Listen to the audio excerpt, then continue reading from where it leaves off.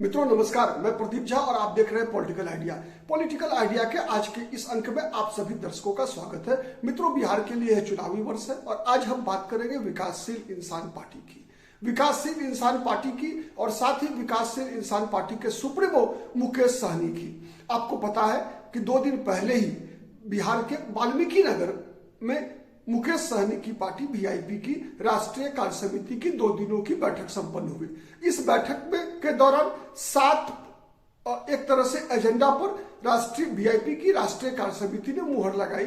उसमें जो 2 बातें सबसे महत्वपूर्ण है, जो बिहार की आगामी चुनाव को प्रभावित करने वाली है, उसमें जो कार्य समिति की बैठक के बाद जो एक संवाददाता सम्मेलन में मुकेश सहनी, जो वीआईपी के सुप्रीमो है, सन ऑफ मल्ला के नाम से जाने जाते हैं, उन्होंने जो कहा उस पर पूरे बिहार की नजर आने वाले दिनों में लगी रहेगी। उसमें पहला है कि वीआईपी ने महागठबंधन से 60 सीटों की मांग की है। नंबर 1 तो इसका हम विश्लेषण करेंगे। दूसरा हम विश्लेषण करेंगे इस बात का कि मुकेश सहनी ने का यह बयान है कि तेजस्वी यादव ने मुकेश सहनी को उप मुख्यमंत्री बनाने की सहमति प्रदान कर दी है। ठीक है, अब इन 2 मुद्दों पर हम इस वर्ष 2025 के विधानसभा चुनाव की दृष्टि से इसका विश्लेषण करेंगे। क्योंकि आपको पता है कि हम प्रतिदिन किसी न किसी राजनीतिक मुद्दे पर का विश्लेषण करते हैं और आप दर्शकों को उससे अवगत कराते हैं। तो आज हम सबसे पहले शुरुआत करते हैं मुकेश सहनी ने जो 60 सीटों की मांग की है उसका। तो सबसे पहला सवाल ये उठता है कि मुकेश सहनी को 60 सीटें महागठबंधन क्या दे सकती है। अगर मुकेश सहनी को 60 सीटें दी जाती है तो फिर 70 सीटें पिछली बार कांग्रेस पार्टी लड़ी थी और वैसे भी मुकेश सहनी की पार्टी की तुलना में कांग्रेस पार्टी का आकार और सामर्थ्य दोनों के मामले में कह सकते हैं कि बड़ा है। ठीक है, कांग्रेस के पास उम्मीदवार भी है, मुकेश सहनी के पास ऐसा जब 3 चुनाव मुकेश सहनी लड़ चुके हैं बिहार में, 2 लोकसभा का और 2 विधानसभा का। इन चुनावों में देखा गया कि मुकेश सहनी के पास अपनी पार्टी के अंदर से इतने उम्मीदवार भी नहीं होते जितने सीटों पे उनकी पार्टी चुनाव लड़ती है। हर चुनाव के दौरान वो बाहर से उम्मीदवारों का आयात करते हैं। कई उदाहरण है, अगर मैं पिछले लोकसभा चुनाव की ही बात करूं तो उनको 3 लोकसभा सीटें लड़ने को मिली थी 2024 में। उसमें एक था झंझारपुर का, तो वहां से लड़े थे सुमन कुमार महासेठ। आपको पता है सुमन महासेठ भारतीय जनता पार्टी के नेता थे। दूसरा मोतिहारी संसदीय सीट, वहां से डॉक्टर कुशवाहा चुनाव लड़े थे, वो भी राष्ट्रीय जनता दल से आए हुए उम्मीदवार थे। और तीसरा चंदन पासवान, जो गोपालगंज संसदीय सीट से वीआईपी के टिकट पर चुनाव लड़े थे, तो वो भी भारतीय जनता पार्टी से आए हुए थे। इससे पहले भी अगर हम 2019 लोकसभा चुनाव की बात करें या 2020 के विधानसभा चुनाव की बात करें, 2020 के विधानसभा चुनाव में जो उम्मीदवार विधानसभा में चुनकर आए थे वीआईपी की पार्टी से, वो सभी के सभी भारतीय जनता पार्टी के पूर्व कार्यकर्ता थे। जैसे मिश्री लाल यादव अलीनगर विधानसभा सीट से चुनाव जीत कर आए थे, वो भारतीय जनता पार्टी के कार्यकर्ता थे और जब भारतीय जनता पार्टी से संबंध खराब हुआ तो अपने घर वापस चले गए।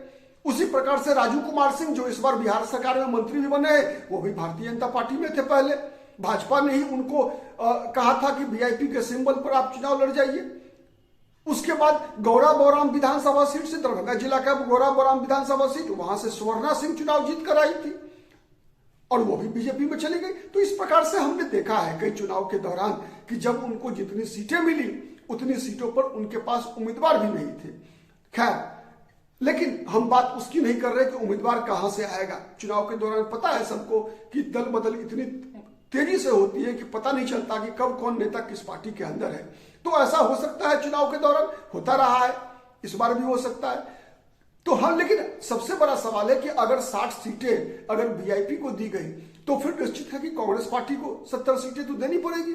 दूसरा, सीपीआईएम, जिसका परफॉर्मेंस पिछले विधानसभा चुनाव हो चाहे लोकसभा का चुनाव हो, दोनों में 66% का रहा है। अगर मैं पिछले विधानसभा 2020 के विधानसभा चुनाव की बात करूं तो सीपीआईएमएल 18 विधानसभा सीटें लड़ी थी गठबंधन में, जिसमें 12 जीत जाती है वो। लोकसभा चुनाव में 3 संसदीय सीटों पर उसके उम्मीदवार होते हैं, नालंदा जिला, नालंदा, आरा और काराकाट। नालंदा छोड़कर, पता है नालंदा में नीतीश कुमार का गृह क्षेत्र है, वहां पर नीतीश कुमार के उम्मीदवार को हरा पाना बहुत ही मुश्किल काम है। तो केवल एक नालंदा छोड़ दीजिए तो सीपीआईएमएल ने आरा लोकसभा सीट पर पूर्व केंद्रीय मंत्री राजकुमार सिंह को हराया। वहां से माले के सुदामा प्रसाद चुनाव जीत गए। वैसे ही काराकाट में भी एक और महारथी उपेंद्र कुशवाहा को हराकर, और उतना ही नहीं, उपेंद्र कुशवाहा को ही नहीं हराया बल्कि आप कह सकते हैं भोजपुरी फिल्मों के अभिनेता गायक पवन सिंह, उनको भी चुनाव में पराजित किया राजा राम सिंह कुशवाहा ने वहां से सीपीआईएमएल के टिकट पर। तो इतना बेहतर स्ट्राइक रेट रखने वाली सीपीआईएमएल को निश्चित रूप से, और इस बार दबाव भी है सीपीआईएमएल का कि उनकी सीटें बढ़नी चाहिए। साथ ही ठीक है, इस बात से मैं सहमत हूं कि सीपीआई और सीपीएम का आधार अब बिहार में कमजोर हो गया, 2-4 सीटों पे उन लोगों को सिमटाया जा सकता है। लेकिन अगर हम केवल इन्हीं 3 पार्टियों की बात कर ले, बीआईपी, कांग्रेस पार्टी और सीपीआईएमएल की, तो अगर सीपीआईएमएल को छोड़ दिए बढ़ाने की बात है, 18 सीटें ही दी जाती है, तब भी 18 उनका हो गया, 70 और 60 कांग्रेस और बीआईपी की, 130 और 18 148, और 10 सीट मान लीजिए कि सीपीआई और सीपीएम को निपटा दिया जाए तो 158। तो फिर बचे कितने? मात्र बचे 42 और 43, 85 सीटें। तो क्या आरजेडी मात्र 85 सीट पर लड़ेगी? ये संभव है? नहीं संभव है। इसीलिए खैर ये तो एक तरह से मुकेश सहनी का जो 60 सीटों का डिमांड है वो एक दबाव बनाने की रणनीति है। मुझे ऐसा लगता है कि मुकेश सहनी 10 से 15 सीट के बीच में मान जाएंगे, लेकिन उससे बड़ा दाव जो मुकेश सहनी का है वो दबाव है डिप्टी चीफ मिनिस्टर के लिए, उप मुख्यमंत्री बनाने के लिए।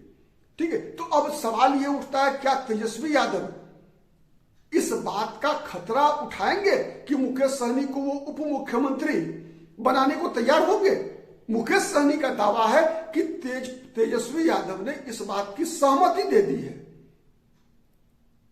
और इस बात पे कुछ हद तक हम भरोसा भी कर सकते हैं। क्यों कर सकते हैं? उसका कारण है, आपने देखा कि लोकसभा चुनाव जो 2020 में हुआ या उसके बाद जो 4 विधानसभा सीटों पे उपचुनाव हुआ, बेलागंज, तरारी, इमामगंज और रामगढ़ विधानसभा सीटें, जिस दिन जहां के विधायक जो पूर्व विधायक सांसद चुने जा चुके थे, तो उनके सीटों पे विधानसभा का उपचुनाव हुआ। ये दोनों जो चुनाव हुआ, इसमें तेजस्वी यादव के साथ जितनी भी रैलियां हुई, केवल और केवल महागठबंधन की तरफ से केवल मुकेश सहनी ही थे उनके मंच पर। न कोई कांग्रेस का एक भी नेता तेजस्वी यादव के मंच पर गया, न सीपीआईएमएल का, न सीपीआई का, न सीपीएम का। तो इस बात से एक बात तो लगता है कि तेजस्वी यादव इस बार के चुनाव में कहीं ना कहीं मुकेश सहनी को महत्व देने वाले हैं। लेकिन क्या डिप्टी सीएम बनाएंगे, इस बात की तरफ हमारी नजर बनी रहेगी। अभी तो चुनाव में 7 महीने का समय बाकी है, आने वाले दिनों में देखते हैं कि ऊंट किस करवट बैठती है। लेकिन अगर तेजस्वी यादव ने डिप्टी सीएम बनाने का कोई वादा किया है, तो इस आधार पर भी इस पर हमारी नजर बनी रहेगी। इसलिए बनी रहेगी कि राजनीति में वादों का, कसमें वादे प्यार वफा सब कहावत है, तो वो वही गीत जो है इस पर लागू हो जाता है। तो देखना होगा कि ऐसा भी इतिहास रहा है कि चुनाव के अंतिम क्षणों में जिस दिन माने गठबंधन का ऑफिशियल अनाउंसमेंट होने वाला था 2020 के विधानसभा चुनाव में, उस दिन मुकेश सहनी ये आरोप लगाकर संवाददाता सम्मेलन का बहिष्कार करते हैं कि तेजस्वी यादव ने उनकी पीठ में छुरा भोंका है। तो क्या इस प्रकार की घटना फिर हो सकती है?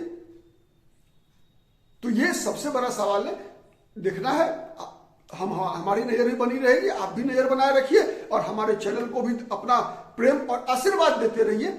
हम कहीं ना कहीं ये प्रयास हमारा होता है कि हम अपने चैनल पर किसी भी समाचार का निष्पक्ष विश्लेषण करें, किसी भी पॉलिटिकल पार्टी के एजेंडे के अनुसार अपना विश्लेषण आगे ना बढ़ाएं। ठीक है, और इसके लिए आप सभी दर्शकों के सहयोग की आवश्यकता है। हमारी बातें अगर पसंद आती है तो प्लीज कमेंट कीजिए, लाइक कीजिए, शेयर कीजिए और हमारे चैनल को सब्सक्राइब करेंगे तो आपका बहुत बहुत एहसान होगा। बहुत बहुत धन्यवाद। नमस्कार, जय हिंद, जय भारत।